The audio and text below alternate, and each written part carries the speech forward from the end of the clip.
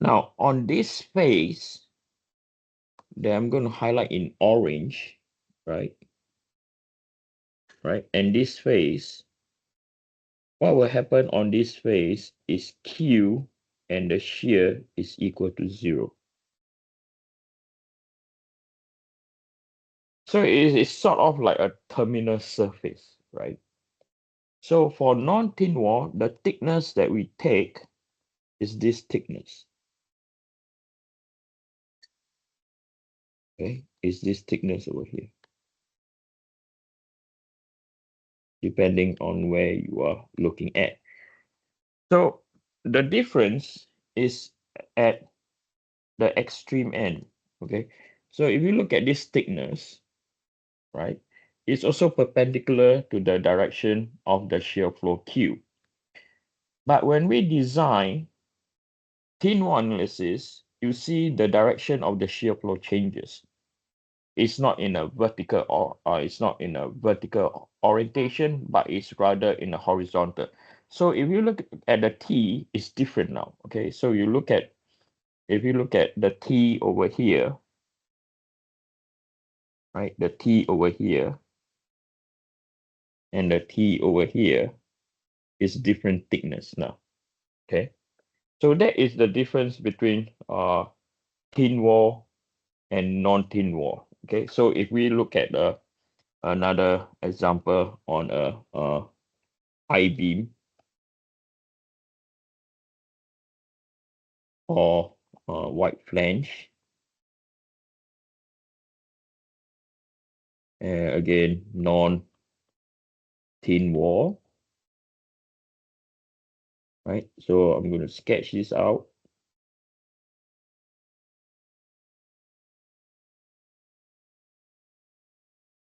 So we did some of this or some of the homework question for non-thin wall. So when we design our shear flow, this is how the Q look like.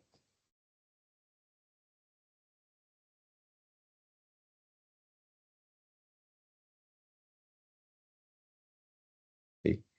So again, for this case, for non-thin wall, this is our thickness. And then this is our thickness depending on the section you want to look at. But for the thin wall analysis, right, the thickness, again, if you look at this view over here, the thickness is perpendicular to the shear flow. So how the shear flow design is different, okay? And that is what is the difference between thin wall and non-thin wall analysis. And you have to apply the 8 rules. Okay, all the 8 rules cannot be broken at all. Okay, now I'll quickly go into an example. Okay, so this example or this exercise I'm going to do is we are going to design. Let me see, is there anyone having any questions? I don't see any questions. Okay, so we're going to design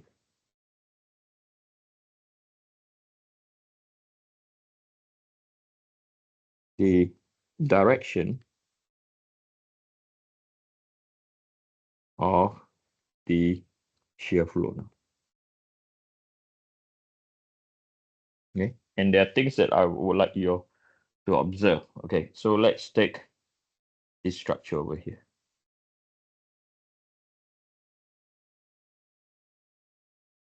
Right, so you can see a structure over here, right?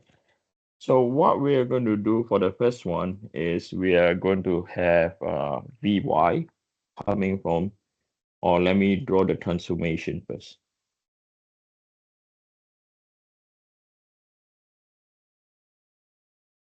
So this is our,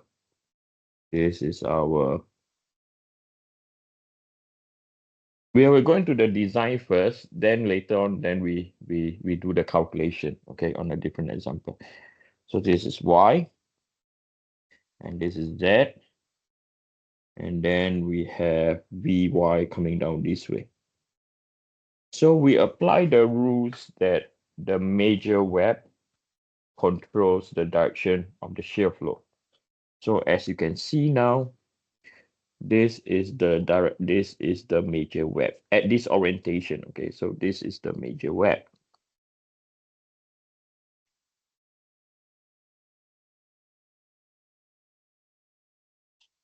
So when this is the major web, the direction of the shear flow will look like this.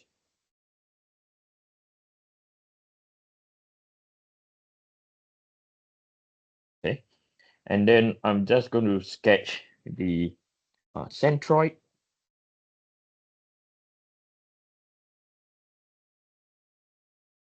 So this is our geometric centroid.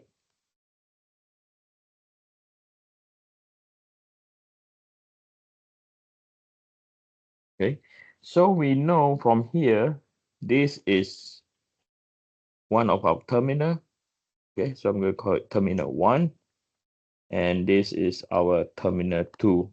The name is arbitrary. There's no reason why it's terminal 1 or 2. Okay, I just call it that way.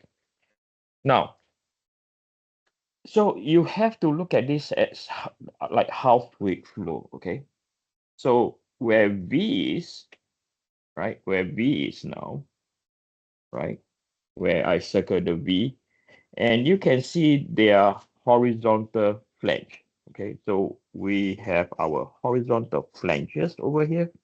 So these are our horizontal flange. This is also our horizontal flange. So our shear flow for now on the horizontal flange will go into the major web. Okay, so you have to look at this like fluid flow. Okay, so you have fluid coming from the top to the bottom, and if you have fluid coming from the horizontal flange, it will be drawn into the major web. Okay, so so I call this the top section, and this is the bottom section. And then if you look at the bottom section, there will also be shear flow, but the shear flow will go in the other direction. Okay, so all these points that I'm going to draw in blue now,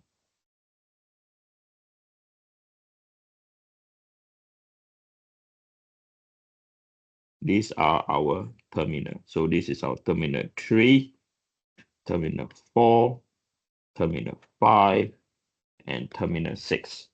And at the terminal, the shear flow is equal to 0. Okay, so this is how you design the shear flow. Okay, so now, what if now, okay, I'm going to change the direction of Vy. Okay, so now I'm going to,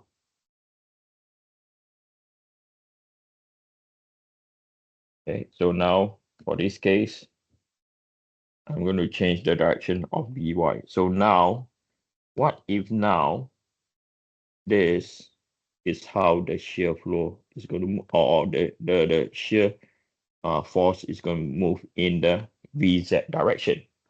So you have to be really, really cautious down here. Now the name of the major web changes. Okay, what do I mean? So for when this is the case, the major web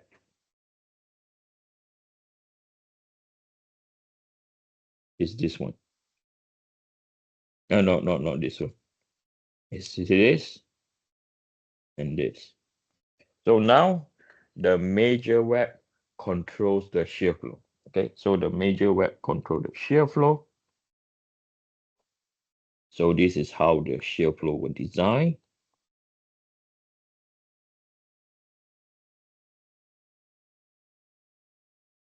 Okay, and this is your Q. Okay, so now the tricky part is this. Okay, there is no shear flow, right, in the horizontal flange. So I'll write down here, note there is no shear flow in the horizontal flange. Okay, horizontal, hold on, horizontal flange.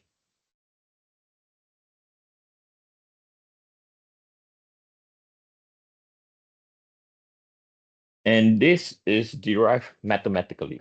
I repeat again, this is derived mathematically. And I'll tell you why. So now, if we have over here, when I'm sketching in green, this is now our geometric centroid.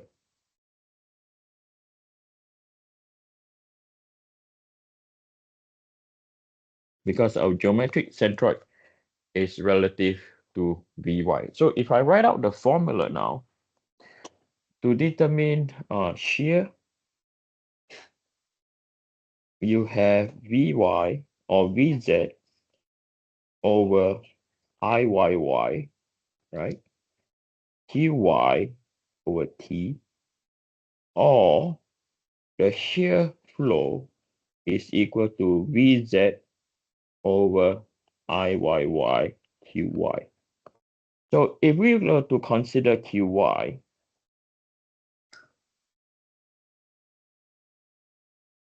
is equal to A Z bar. Okay, so this is equal to width depth Z bar.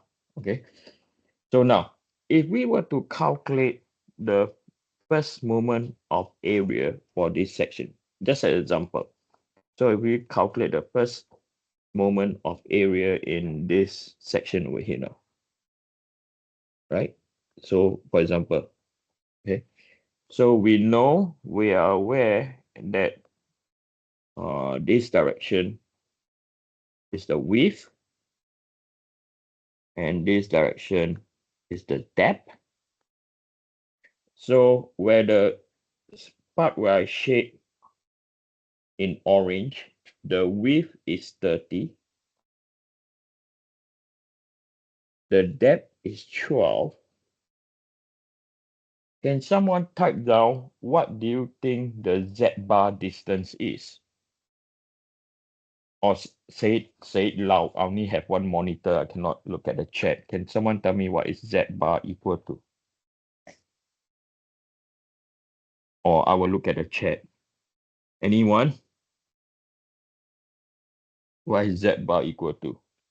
So let me give you a hint. Okay. So the geometric centroid is for the entire structure. For the section centroid, this is also at the section centroid. The section centroid is superimpose the geometric centroid. So this value over here, the Z bar is equal to what? Come on, talk to me, someone, anyone, or type down. No chat yet? Okay, it's equal to 0. Right?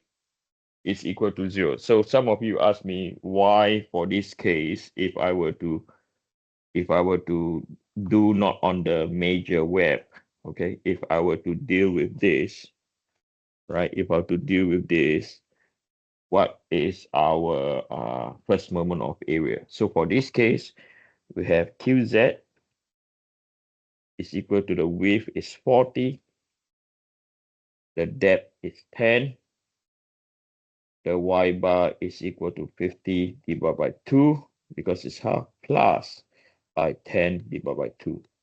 So this will be equal to 40, 10, 25 plus 5. So this will be equal to 30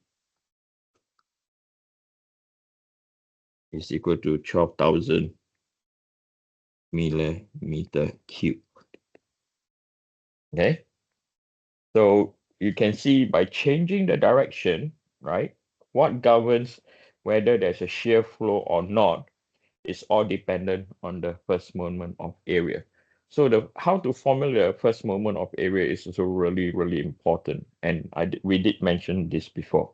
Okay, a very interesting problem, okay, but not difficult to solve. Okay. You have to rely on both the math and the design of the shear flow. Okay. Let's look at, before I go on, anyone have any burning question?